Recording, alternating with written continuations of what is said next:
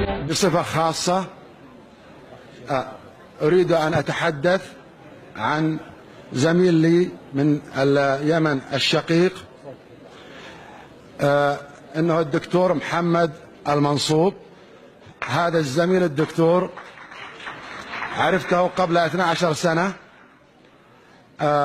درس الطب في الصين، أنهى الجامعة والماجستير، ثم حصل على شهادة الدكتوراه في جراحة القلب المفتوح، وحصل على مرتبة الشرف الأولى والأول على الصين كلها، وتم تكريمه من الحكومة الصينية في بكين لمدة 5 أيام، وعرض عليه العمل ورفض.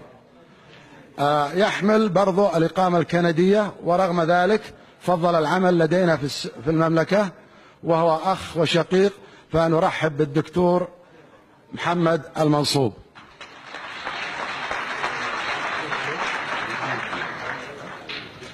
طبعا تكريمه بالوسام، وسام العشيرة الماسي الفخري.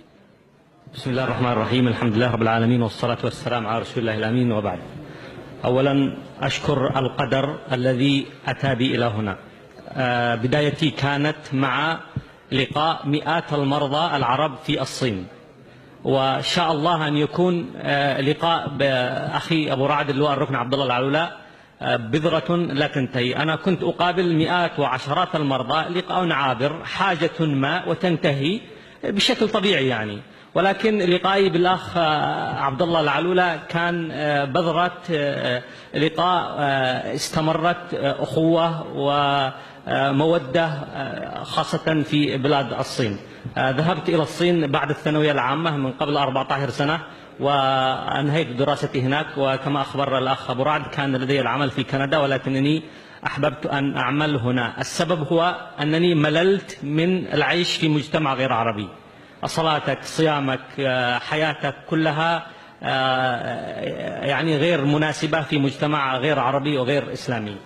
هذا أولا. ثانيا، حقيقة اليوم نظرتي تغيرت كثيرا.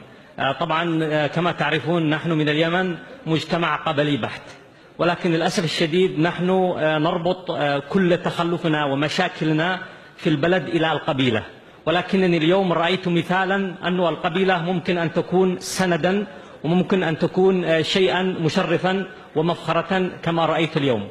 وحقيقة شاعركم لم يبالغ حينما قال: حنا تميم البأس والبأس منا، طليبنا لو هو على النجم جبناه.